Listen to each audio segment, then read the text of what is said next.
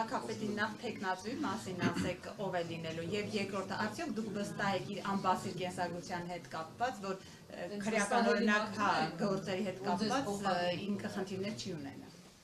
Փող քաղաքապետը։ Այո, ձեր թեկնածու նախ ով է։ Գիտեք ինչ կա, եթե հիմա այդպես մտածենք, որ մարդուն պետք է սենց փողոցը բռնեն, տանեն ինչ որ կարեն, վրեն ուղարկեն գաղութ, հասկացար, հիմա ինչ ուզում ես արա, եթե պետությունը նմանատիպ վարկագիծ է անելու, ինչ ուզում ես խոսա, ինչ ուզում ես դիր, հետո իրանք կխայտարակվեն, ես չգիտեմ ինչ կլինեն,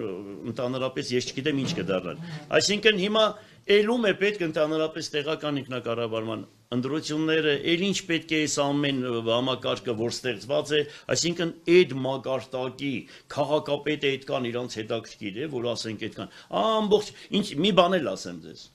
մի բան եմ ասում ձեզ, ինչքան է քաղաքապետը հզոր լինի, պետք է անպայման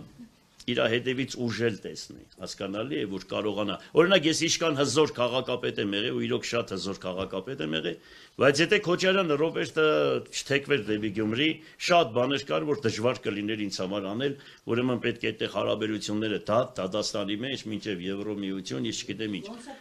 Մի խոսքով, Փաշինյանի դեպքում անպայման ասում եմ, դադի ենք տալու կառավարությանը,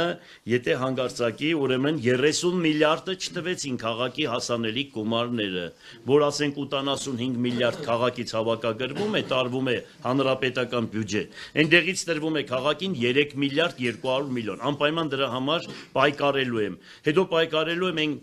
պտտվող մեխանիզմը, որ կատարվում է քաղաքապետի հողհատկացումը, գնում է մարզպետարան քաղաքաշինության նախարարություն, որը հակասահմանադրական է, որովհետև քաղաքի հադագագիծը կա, եթե քաղաքի հադագագիծը կա, այդ մեխանիզմը խոչընդոտում է քաղաքի զարգացմանը, անպայման դրանց վերաբերյալ, եթե հանգարց ընդհանուր հայտարարի չեկան կառավարության, ուրեմն գիտեցեք, որ Հայաստանի Հանրապետությունում անկախացումից հետո առաջի անգամ քաղաքապետարանը դադի է տալու կառավարությանը, բարձրաձայնում տալիս էին, բացի այդ 3 միլիարդ դոտացիան, այդ որ ասում եք Այն ժամանակ 85 միլիարդ քաղաքից չէր հավաքագրվում, այն ժամանակ այդքան գումար չէր հավաքագրվում, ընդհանուր մենք դրա հաշվարկ էին կարել, որ ժողովի մի բաներ պետությունը այն ժամանակ ավելի գումար էր տալիս, քան թե այստեղից տանում էին։ Հիմա քանի որ երկիրը շենացել է ու դրա գլուխգործոցը Ձեր խոնարհ ծառան է եղել, որ այսքան փոքր եւ միջին բիզնեսը խտանել այս քաղաքում, այսքան որ բան է ստեղծվել, ինչ որ տեսնում եք իմոլոգ է կառուցվել։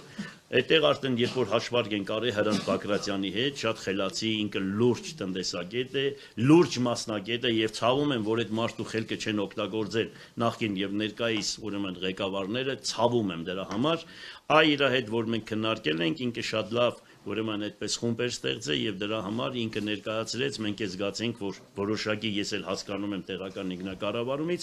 եւ համաձայն Հայաստանի Հանրապետության Սահմանադրության 195-196 հոդվածների տեղական ինքնակառավարման 86-րդ հոդվածի մաս հանումը Գյումրի քաղաքի պետք է լինի 27-ից 30 միլիարդ դրամ։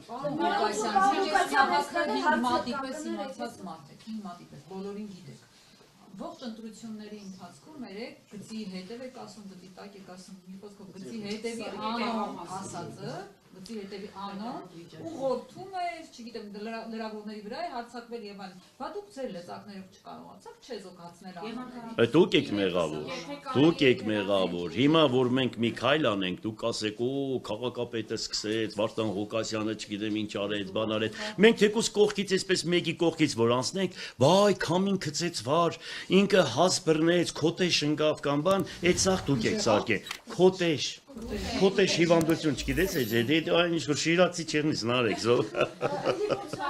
Մենք չենք ասում, որ գնայիք բռնեիք